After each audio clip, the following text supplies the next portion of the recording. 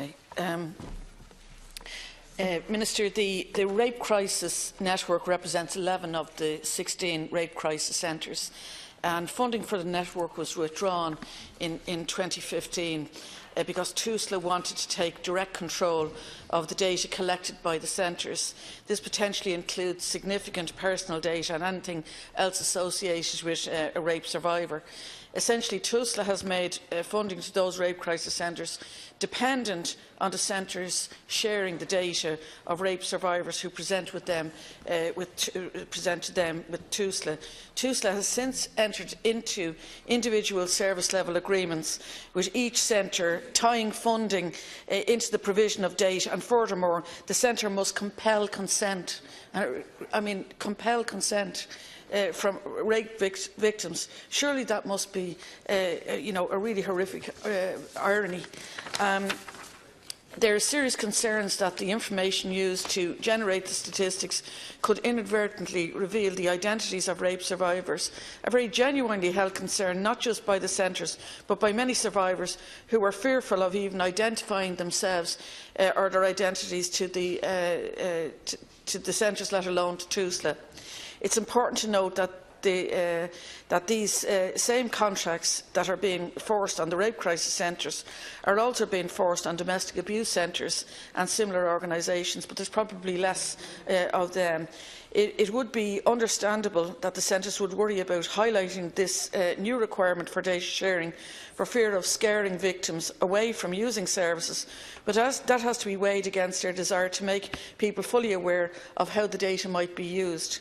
The information is obviously highly sensitive and highly personal, and concerns about how it would be used are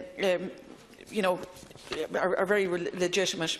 There is also an EU Victims Directive which specifically states that victims of sex crime must be afforded an independent, non-state option for assistance and contact. Tusla are trying to circumvent that with these contracts. The CEO of the Rape Crisis Network in Ireland in the Irish Times recently said that the state has a duty of care to survivors, but critically the state itself presents risks to survivors, a principle acknowledged in EU laws on victims' rights, end of quote. That seems to have been totally ignored in the introduction of these new contracts from Tusla. The RCNI has sought the restoration of its funding, and I seek that as well, so it could continue the use of its database. It had developed it over a long period of time for the specific purpose. I think it's more than a decade old. But the database has also been recognised by the European Institute for Gender Equality as a model of best practice in data collection and protection. Given the grave revelations regarding how data was treated in Tusla, it's very understandable it's very understandable that people would be reluctant, and there's a bit of trust has to be built back there anyway. There's also serious question marks over the data that Tusla is seeking and why it would even want it.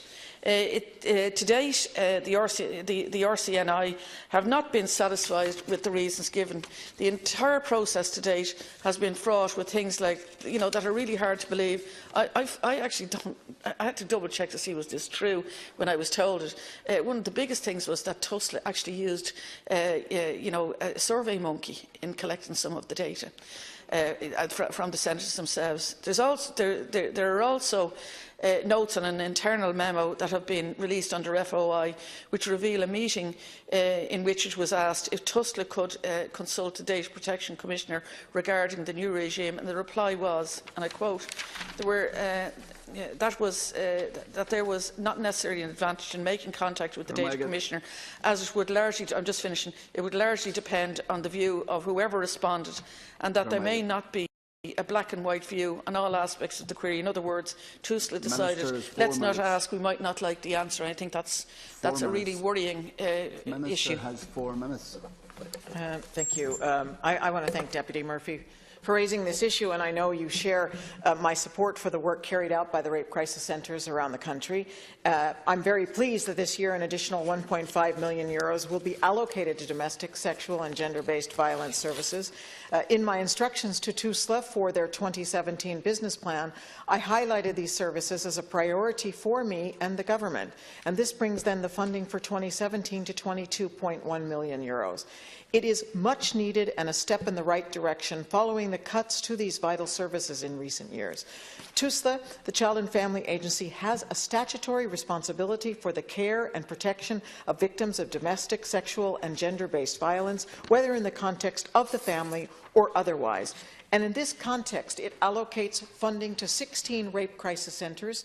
That's part of a network of 60 organizations providing services and includes 20 services providing emergency refuge accommodation to women and children and 24 community-based domestic violence services.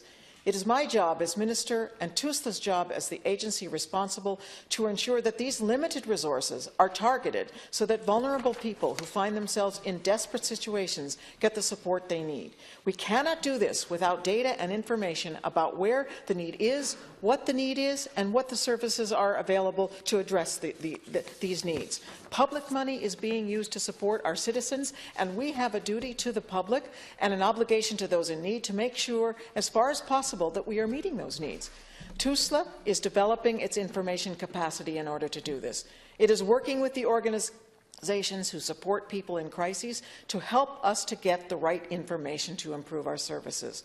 All organizations need to be counting the same thing. We will only provide the right services to the right people in the right place at the right time if we have standard data gathering and reporting mechanisms. We need better quality data. And in addition, Tusla requires that all funded organizations to be compliant with data protection legislation and to obtain the necessary consent from service users and others. Deputy Murphy, you have raised the question about the Rape Crisis Network Ireland. As has been previously outlined in this House, Tusla made a decision not to renew funding to the RCNI in 2015. Tusla was concerned that the RCNI database was not representative of all rape crisis centres and did not collect all of the data required by Tusla.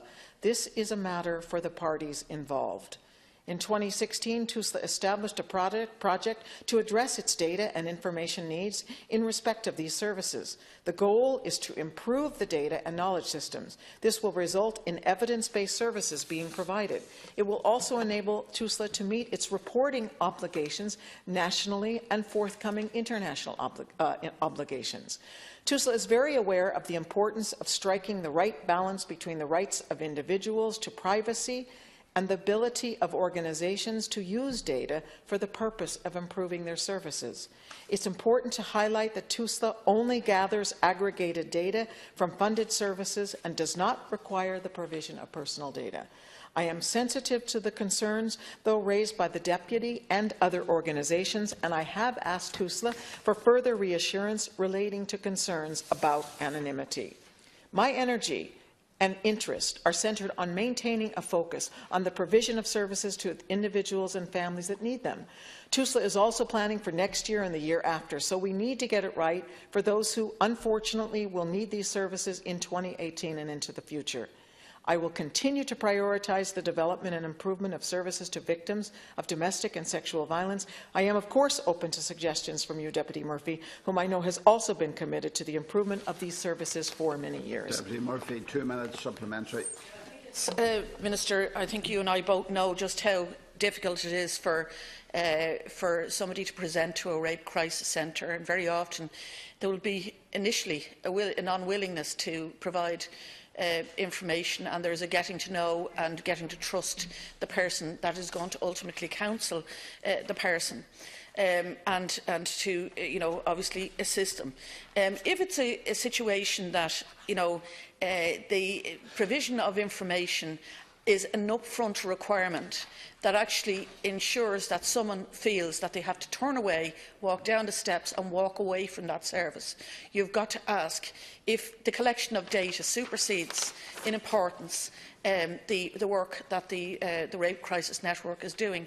As I said, it is regarded, the information gathering and their database collection and protection system is regarded very highly at institutional or at European level and is regarded as best practice. And I've got to say that some of the material that I've read in relation to the data protection legislation and Tusla's and Tusla's involvement here. Like, the Rape Crisis Centre has total responsibility, even if Tusla have a data breach themselves. It can fall back on the Rape Crisis Centres themselves. And I can provide you with the actual pieces of legislation that or the material that will highlight that. Minister, we're potentially. I have no problem with there being high-level information, being provided, but there is far more than high-level information being provided here or being sought here. The Rape Crisis Centres are compelling victims to provide the information, and essentially, if they don't do that, they will lose the services, or they will lose the funding for the services. Thank you so much, Deputy Murphy. In relation to, I think there's a couple of key points that you've identified there, and I'd be very, it's very important for me to reflect on those and to consider those. As I understand it, certainly as you started there, one of the questions has to do with compelling data from people who are already in a traumatic situation and who've experienced or are victims of some form of violence. So I do understand what you were saying. It's my, that would have to be done very sensitively and also in a way that wouldn't scare them, and that they would need to be ensured that the provision of data, that the data that they do provide stays safe with the provider. And in this case, obviously, we're talking about that we also need to have that data available to us as a government, and also through the agencies in this context of Tusla, in order to find ways to improve the services for those same people. In my own experience, I suppose, and I know you too, of getting to know and working with some of the people who work in this context, I know how sensitive they are in relation to the collection of that data. And also, the concern then has to do more with that it is protected appropriately, especially as it is passed on to an agency who is collecting it from a national perspective. So I take what you're saying there. Having said that, I think one of the focus of your question too had to do with, is there a legislative basis for the requirement for us to get data? And what I want to add, I suppose, here in this regard is that we do, especially in relation to the Istanbul Convention and the EU Victims Directive that you identified yourself. It sets out clear obligations on parties and member states to collect data for reporting purposes. And again, on the basis of not only to improve services, but ultimately to provide what we require for those people who come to receive the services. We move to the next topic.